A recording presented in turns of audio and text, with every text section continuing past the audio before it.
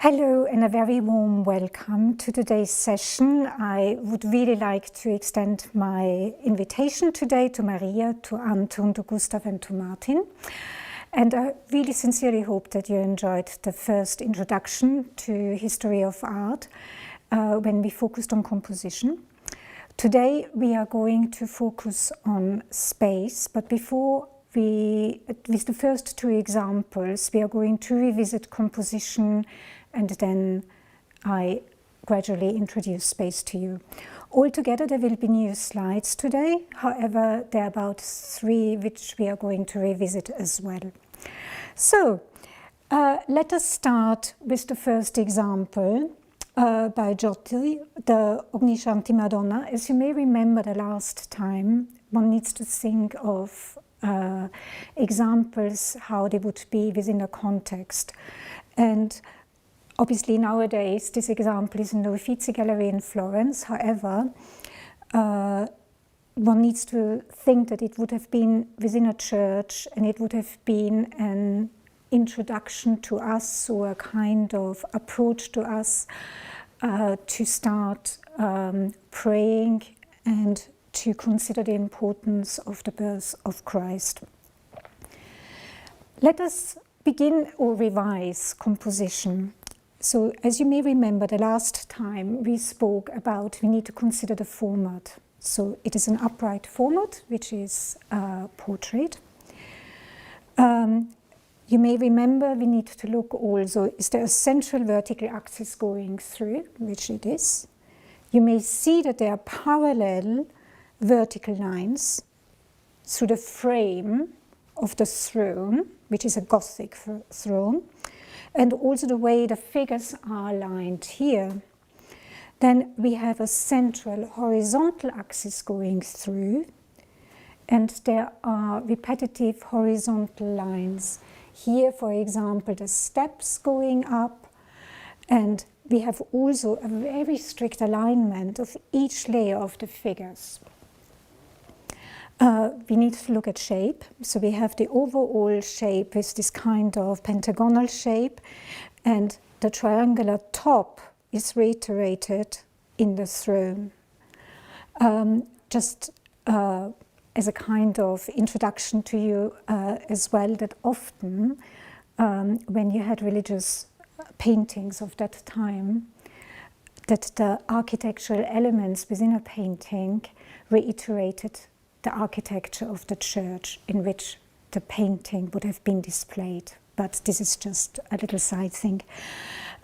We have also, coming back to composition, round elements through the halos, for instance. But let us now focus on space. This is, and like I said, so even before the early Renaissance, it's what you call the international Gothic style.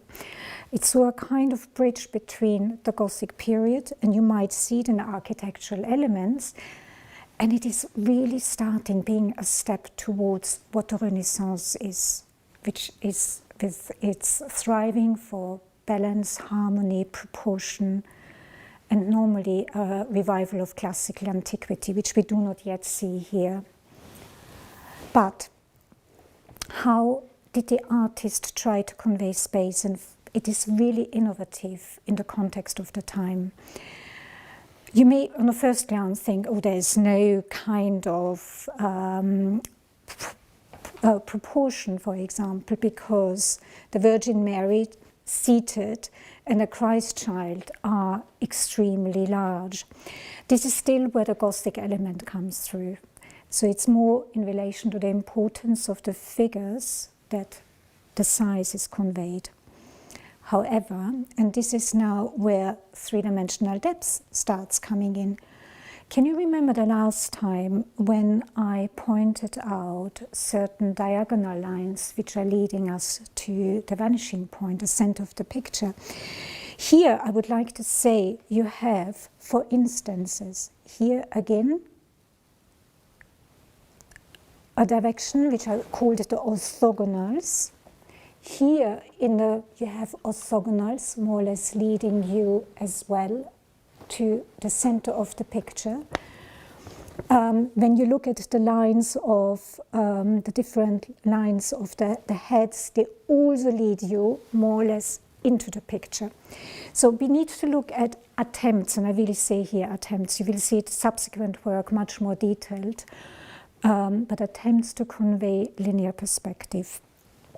Another key thing is overlapping. Now, overlapping here, for instance, of the figures. Here, the kneeling figures are overlapping the ones behind. The figures overlap the steps. So we try to look out for, in that example, is there an attempt of linear perspective? Yes. We have overlapping.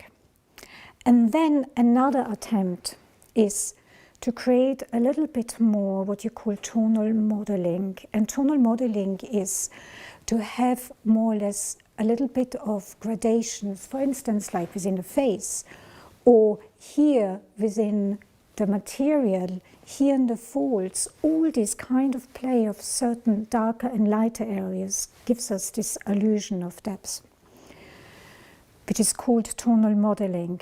So again, we need to look out for linear perspective, overlapping, tonal modeling. In only very small areas, you might see a little bit of shadows cast here, for instance, or here. But it's still not yet as sophisticated as we are going to see it in subsequent works.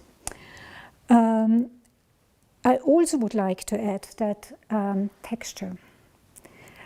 And it will give, again, you will see comparisons later on, but how different textures want to be conveyed. So, for example, the skin parts are much more flatter in their appearance.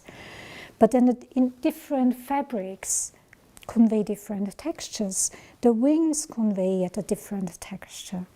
The steps are also, the pattern, the mosaic is also in a different texture.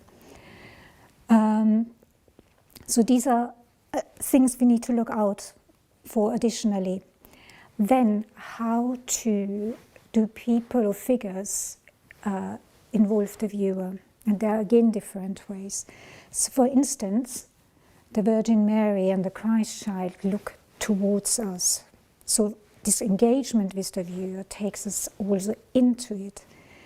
The two angels here look into the picture towards the Virgin Mary and the Christ child. So it's another way of taking us in or engaging us, and through the eye contact taking us into the depths of the picture plane.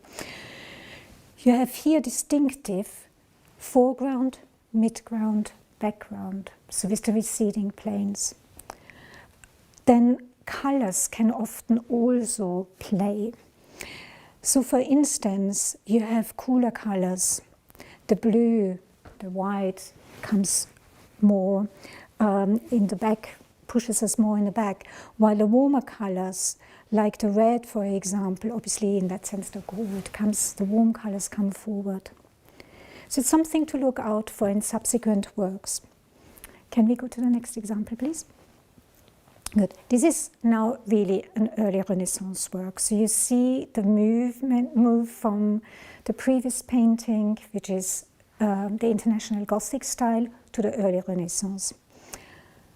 You see how much more sophisticated the attempts for conveying three-dimensional depths is done, and also how the figures are in proportion to their surroundings. Again, it is an altar panel. And we have here, and it's the only time when I can still continue and revise slightly the composition. So we have central vertical axis. We have parallel vertical lines through the trees, through the figures here. We have a central horizontal axis going here. We have triangular elements through the trees, and coming back to the parallel horizontal lines, for example, reiterated in the cloud formation and in the depiction of the Holy Ghost. We have semicircular elements, which are in the water element and in the figure bending forward, also, for example, here in this kind of crowns, or here in the cup, for instance. But we are focusing today on space. So in view of space, so we need to look out for, is there a linear perspective? Yes, there is a linear perspective. We have, here's for example an orthogonal, which is also here, taking us to the focal point, to the vanishing point. We have transversals, which are the horizontal lines. And I would like to explain this to you. How can you imagine these images of where the orthogonals and the transversals? Imagine you're standing at a train station, and not that you should be standing at this particular place, but imagine you're standing on the track and you see more or less the tracks vanishing in the distance, and eventually at the far, far horizon there will be a point where they will be joining. So these are the orthogonals. They are the lines which take you to the back of an image. The transversals would be the sleepers, the horizontal lines. And if you notice also that at the beginning the gaps between the different sleepers are bigger, and the further they recede, the gaps are getting shorter. So this is doing a way of explaining to you linear perspective, and where you can almost try to imagine this track onto a projector track onto a painting. So it's linear perspective. Here is a good example, which we were not able to have beforehand, also of aerial perspective. Things are getting slightly paler towards the back, and the clouds in the sky and the blue sky also is much more receding. So we have linear perspective, we have aerial perspective, we have overlapping.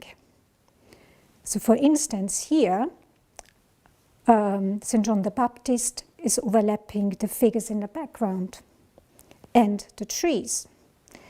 This tree is overlapping these figures here. So overlapping can be in view of figures, it can be in view of objects, it can be in view of trees, for example, bushes, unfolding landscapes. Another thing is here we have a very, very clear, distinctive foreground and almost a frieze-like arrangement of the figures, a midground, and then a background. The background could almost be considered as having a panoramic view over a landscape. You also, another point is a kind of diminution of scale. When, for instance, here, the further the trees are receding, the smaller they become. These figures are considerably smaller than the figures in the foreground. So it's another way of conveying depth. Then, for instance, reflection. Here we have the element of water, and the landscape is reflecting. We have even here the clouds reflecting, the hills in the background reflecting in the water. So it's another way of creating a sense of depth in the painting. We have again different textures as in the previous one. Look at the leaves, for example. They have a very, very different texture to the formation of the clouds. Look at the hair, for instance, and the beard of Christ, very, very different to, for instance, the one of the angel here. So texture, keep on looking for texture, it helps you. Another thing is winding elements. So this kind of meandering water element here takes us gradually from the foreground to the midground, and then it is vanishing beyond our view. We have again tonal modeling. Tonal modeling, for instance, here in the body of Christ, here in the folds, here in the loincloth. So it creates again the sense of more texture, different depths. Now, you may remember that we saw this example the previous time. And can you remember when I spoke to you about the floorboards? They take us also into the back, into the distance of the painting. We have again this kind of lines here, which are receding lines. Then we have tonal modeling. We have here you can really see the different textures. And if you may recall, I told you how small the painting is, and it always surprises me so much. So we have absolutely the ruffles here, the ermine here, completely the fur, very, very different texture, despite its almost brown monochromatic area. Another thing is here very strongly the reflection in a mirror. We see figures in the distance, so we can assume that the figures reflected here in the distance might be standing in the viewer space, like as if we would be looking into the mirror and are reflected there. So we are again drawn into, the figures are turned towards us. The clocks here, for instance, they are what you call foreshortened. I explain you the expression a little bit later where you can see a better example, but I can just attempt to show it a little bit to you now. It's more or less when you have something reaching from the space of a picture towards you. Imagine like me stretching out my hand now towards you. And it is the sense of perspective you try to see from my hand leaning there. So it guides you also into the distance, and you have it slightly here. The dog is the only element which really looks out towards us, apart from the reflected figures in the background. So again, we are guided into the pictures through this kind of engagement with the viewer. Very important here, we have a window. So window takes us beyond the area where the focus is. So we have a room and there's a window beyond. It takes us outside. So all these elements are a kind of way of how we can how depth is conveyed. Another thing is here overlapping. The figures are overlapping the background, the furniture in the background. The window frame is overlapping and gives us only a glimpse of a tree here in the background. You may recall when I pointed out reflection to you, so it's not just a mirror reflecting images, but here also how the light plays on it. Here we can also see the shadows which are cast. The light comes in from the window. We might consider also the light might be coming in from another window, because otherwise these figures would not be so lit. But shadows are cast. Can you see how the shadow is cast here from the lady onto the bed? All these elements, and you can see now the transition from the very first example which we had a look at, to how artists became more and more sophisticated and confident in displaying three-dimensional depth and in view of the proportions. We had a look at this one the last time as well, and we focused on composition. I'm not talking about composition this time around, but this is the difference in the kind of move from the early Renaissance, where we had by Piero della Francesca, the Baptism of Christ, if you may recall, as an Italian, a Florentine example of the early Renaissance, and here this fresco is of the High Renaissance in Rome.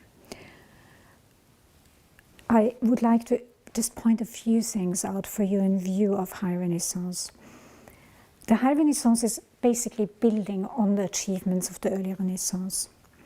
And But the artists became so much more confident, and their technical mastery was more and more accomplished, that they often worked on a larger scale, and their compositions and also the way they conveyed three-dimensional depths got more and more complex. And as you may remember, the last time we spoke about how large this fresco is. The principles are exactly the same, but it becomes more complex. Here, a wonderful way of seeing how the orthogonals go into the depths of the painting. You might see here wonderfully and how sophisticated the transversals are done. From one step to the next one, the gaps are slightly smaller. Here also how, for example, the squares are getting also smaller the further they recede. Then here, this is a way of how the artist is playing with color in order to bring figures forward in their polychromatic way. And then we have the monochromatic architecture, which is receding in itself. And here's a wonderful example also about aerial perspective. This area is much nearer to us. This one already slightly more distant. And here in the haze, it's getting paler and paler and paler. We have the architectural lines which are receding. We have arches with coffered ceilings, one very dominant one. The next one is already much smaller in scale, and then this one is even smaller. There we have the entablature here, also receding into the background, and the gaps of the figures in the niches is also getting shorter and shorter. When you look at the sculptures here in the niches, for example, because the sculptures themselves stand in front of the niche in which they are, it creates another element of three-dimensional depth. So the movement, by the way, this kind of so slightly turned pose, I will come back to it another time, but it's called contrapposto, is when the lower body is in one direction and the upper body is in the other direction, but it creates this sense of movement, dynamic. It's not this kind of flat figures which are quite static. There's this sense of movement which is much more animated, even for something like a sculpture.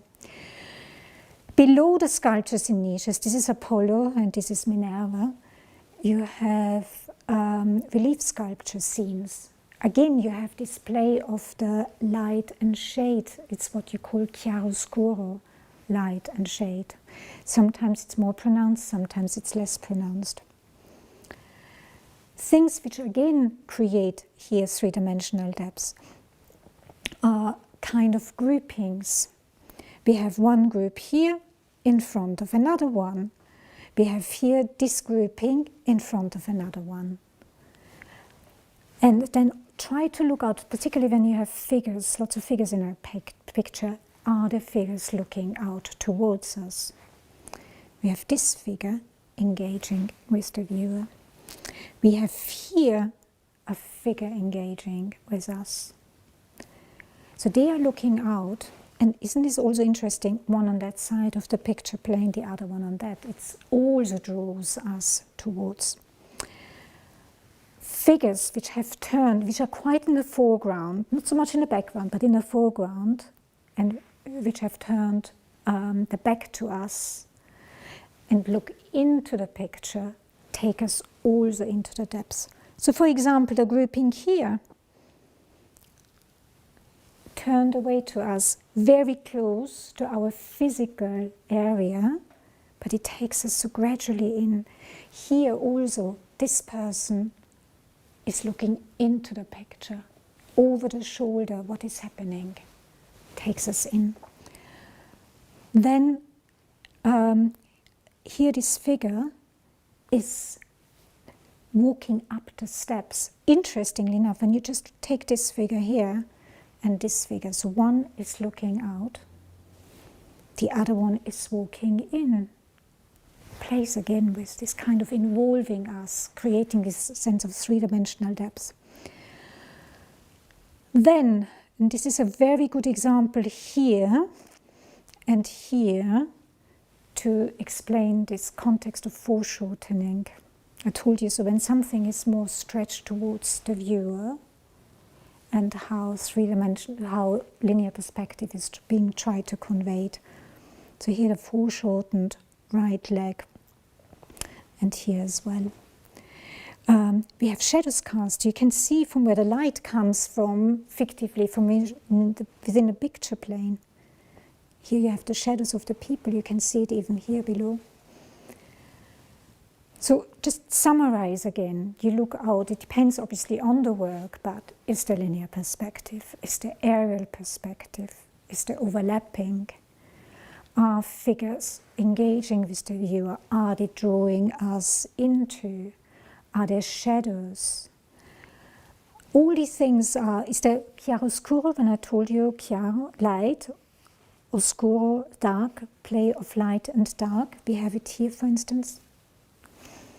We spoke about the aerial perspective. So there are all these different aspects of an artist trying to, in certain ways, Raphael did exactly what Piero della Francesca has done, but in a so much more complex way. Caravaggio. Caravaggio is someone who, a Baroque example, where we see foreshortening in an absolutely exemplary way, and also the way on how to involve the viewer. Here we have wonderfully the orthogonals conveyed, transversals on different stratas here. We have the foreshortening of the hand here of Luke, and here also of Christ, both directed towards us. Look at here Cleophas. He's just about to get up and pushes more or less the chair in this moment towards us, like out of the picture. See also, beforehand, with Raphael's example, we had this kind of stage-like arrangement. And here, the figures are so much more closer. It's almost as if there's a gap for us. Our chair might be just here. Otherwise, we might be actually really be involved in the whole scene. So this kind of trying to get up, looking into the picture, literally the elbow pointing towards us, the hand stretching out towards us. All of them look into the picture towards Christ. The dark background pushes everything forward. We have absolutely strong shadows cast, which makes it also so much more dramatic. Light is focusing on certain areas, which guides us also around the picture. You have again otherwise things which we mentioned beforehand, tonal modeling. We have chiaroscuro. By the way, this kind of play with light and dark, Caravaggio, he often used a very, very dark background and then almost had really strong light shining on certain elements, and this is called tenebrism. It's more or less a technique he involved, and then artists who followed, who were inspired by Caravaggio, took this idea of tenebrism up. So again, this play of light and dark. Another thing which Caravaggio was very, very good at is, can you see the fruit basket here? It's almost like a small still life, and literally at the edge. You have the fear they might tumble down in a moment, and you just want to push it back. So it's another way of involving us, this kind of what is in the foreground, what is in the midground, what is in the background, what brings us to the central point of the narrative. This is the innkeeper, for example. he just watches everything, not knowing really what's going to happen, but he looks literally also towards Christ. So we have all these figures, and obviously us, from the viewpoint we have, looking towards Christ. We have the different textures again, and I think this is very lovely conveyed here, for example, in the hair, in the beard here, in the different kind of texture of the fruits. So we do not have aerial perspective here, but we have linear perspective. We have a lot of overlapping here. We have tonal modeling. We have chiaroscuro. We have certain colors, the warm colors, coming forward, the others receding. We have shadows cast. So each artist takes us a little bit on a different journey, but the elements are the same.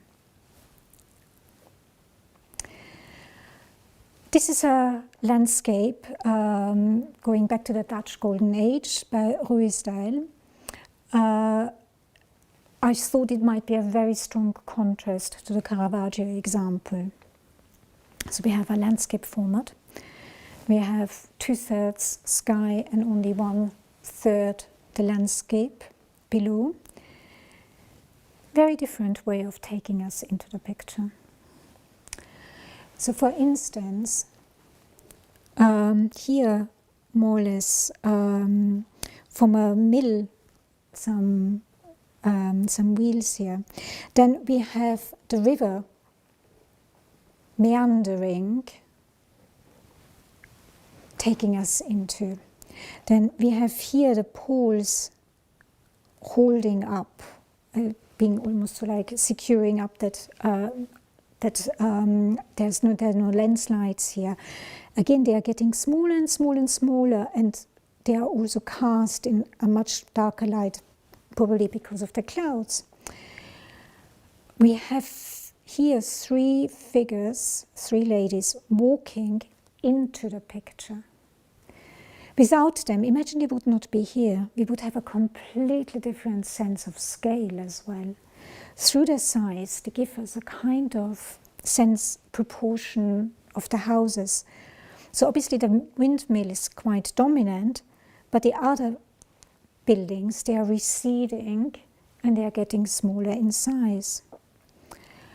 The wheatgrass in the foreground is also diminishing slightly the further it goes into the picture here. We have the boats. Now, one of the reasons why I wanted to take this example, which takes us back also to what I pointed out in Piero della Francesca's Baptism of Christ, is the reflection in the water. And not only here, for instance, of the sail, but if you look at here, certain patches, it's more or less the clouds are reflected in the water as well. Within the clouds, you have this play of light and shade, so the chiaroscuro element coming through. So otherwise, the principles are really very much the same again. Linear perspective, we have aerial perspective, we have something winding us and taking us into the depths. We have figures going into the picture. We have here this kind of wheels which are almost pushing out towards us. It seems as if we are more or less following this group of figures here.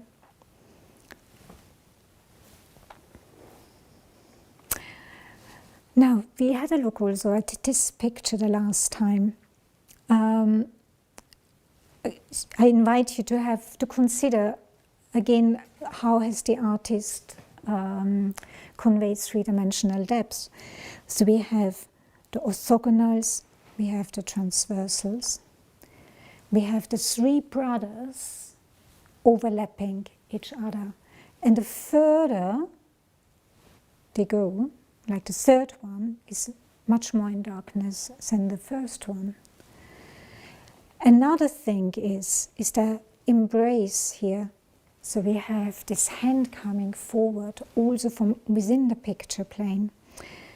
Very strongly, not only the 3 pairs of legs, but also the outstretched hands overlapping one after the other. We have the reflection of the swords creates also a sense of three-dimensionality. The three-dimensionality is furthermore enhanced in the helmets here. And the helmets actually have also, they are embossed. So again, a different texture together with the plumes, another texture.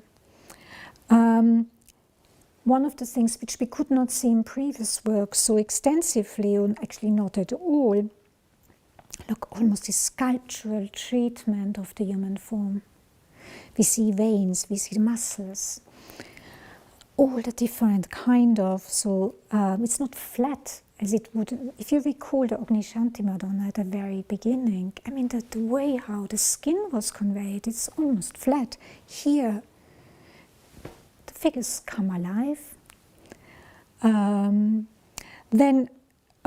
also the figures here, they are receding. So we have more or less the 3 women, but one is in the foreground, one more in the midground, the other one in the background. The one in the background is cast in shadow.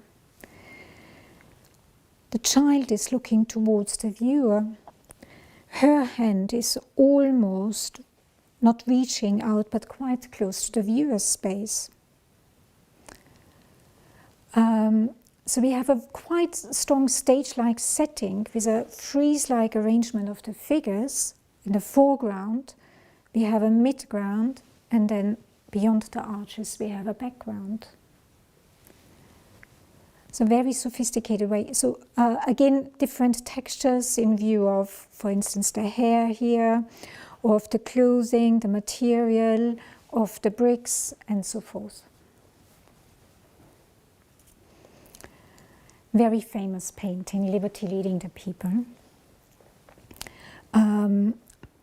I hope that one day you may have seen it already in flesh. It's on a colossal scale, and not only that, it's hung. Or the last time I saw it, it was hung so that you felt that the dead bodies, are almost spilling towards you, and that the whole group of people is rushing towards you. So it was not hung in a height where you just look up admiringly and you feel completely detached. No, you were enveloped by it. How has the artist here created three-dimensional depths? Same principles in a certain way. We have linear perspective here. We have aerial perspective of the receding buildings, and then the haze in the background. Also, can you see here the aerial perspective, apart from the change in scale of the figures, but the further they go back, the more they disappear in the haze, in the kind of fume. The energy of this picture is this flash forward. So they come towards us, but while they are coming forward, Liberty is looking behind her. So it's almost, come with me. Come with me. Then you have this figure looking admiringly, overlapping her, but looking admiringly up towards her, taking us also into the picture. We have here figures trying to overcome a kind of, so the stone wall. Here you have others rushing over barricades.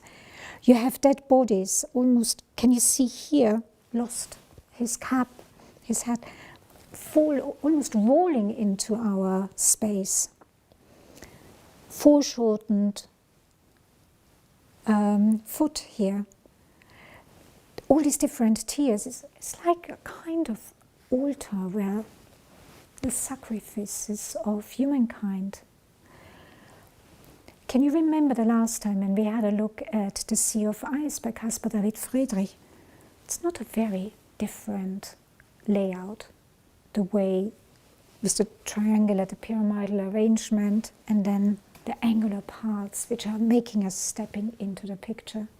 It's a different subject matter, but the principle is very much alike. The kind of the tricolor waving in the wind, in a kind of, also through the movement of rushing forward, creates through this animation, another sense of depth. Also through the pace, the figures are rushing forward. Here, Liberty. Can you see also the billowing dress? Good. Now we are moving slightly further forward in the 19th century. This is by Monet, impressionist example. The Gare Saint-Lazare, very famous train station, which is still used today. Here there are a few other things which I would like to point out to you. Here, first of all, is maybe quite a good example when I mentioned to you how, when you think of linear perspective, imagine like the track of a train, and the track is taking us winding here into the distance. We have figures here slightly larger, but the further they go back and they recede, the smaller they get. We have the buildings also, a diminution of scale of the buildings. We have here the orthogonals, which recede. You see them also here in the building of the different stories. We have the steam of the engine rising and gradually dissolving of those further away. We have different textures. We have something much more metallic, for instance, something much more ephemeral because of the steam. There's one thing which I would like to introduce here to you. The Impressionists hardly used, depending on the artist, but the majority of them did not use very much black. So in order to convey a sense of shadow, is that they used color in shadow, which means that they used a kind of, let's say, a blue, and it was a darker blue, instead of using maybe grays, browns, blacks. But again, this is, I know it appears very sketchy in comparison to the other examples which we have done, but the principles again are the same. The overlapping of the steam trains, of the cityscape beyond, the receding lines, the diminution of scale in view of the figures, for instance, how the tracks are taking us into the picture and the linear perspective. Francis Bacon, very, very different. So you can see, so from very kind of small attempts to create linear, to create space, to getting more and more sophisticated and complex, and then more and more innovative. And then with Francis Bacon, who has a completely different take onto it. But I would like to guide you to certain things. So this figure is seated in this kind of symbolic box. We can talk about it another time. But this frame is almost as if it would frame him, like a picture within a picture. The attempts here of foreshortening, and the chair here is so close to us as if we would have just gone up for a moment, just to resume sitting there and wanting to continue our conversation. The central figure is overlapping the sofa beyond. We have this distinctive foreground, midground, and background through the kind of curtain. We have this oriental rug, even if it is not in very sharp detail, but it's going into the picture plane, which creates yet another sense of three-dimensional depth. Then despite this abstraction, but the left leg is pushing more towards us, the right leg is just probably the other way around. Sorry, the right leg is pushing towards us, and the left leg is put over the other one. It creates also a sense of three-dimensional depth, this very kind of abstracted way of foreshortening. Look at the shoes, how they are shining, the reflection on it with the light. Shadow is hardly here conveyed, so that is not important. We have also, I mean, you can't speak here of tonal modeling in any way, it's a very abstracted way. But even with something so symbolic, so simplified in comparison to previous compositions, the artist still plays with this connotation of three-dimensional depth.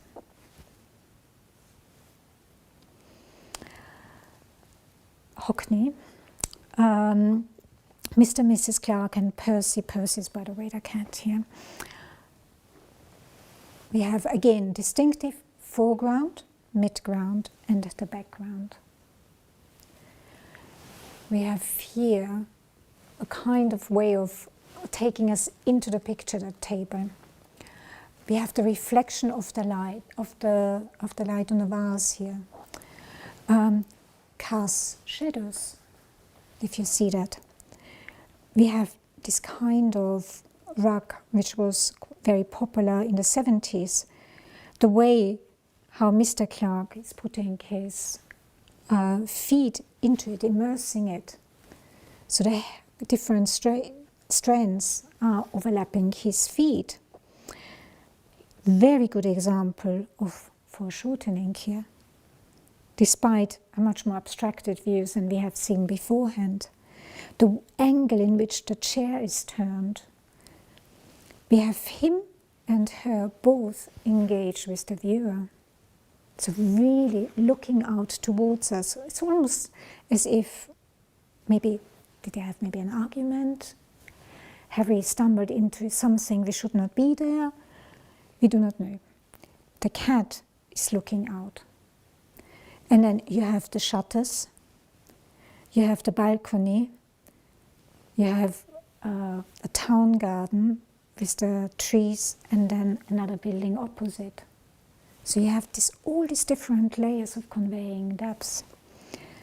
You have the reflection here, the light is reflecting, creates also a sense of three-dimensionality. Different textures.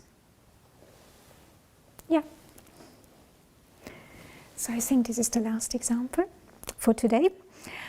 We are going to revisit on another occasion, again, one or the other example. I really want to invite you to practice, maybe now considering that you have the access to the two PowerPoints, that you may want to practice in your own time composition, for example, on the examples which we have done today, and maybe try to apply three-dimensional depths on examples which we have done in the previous session.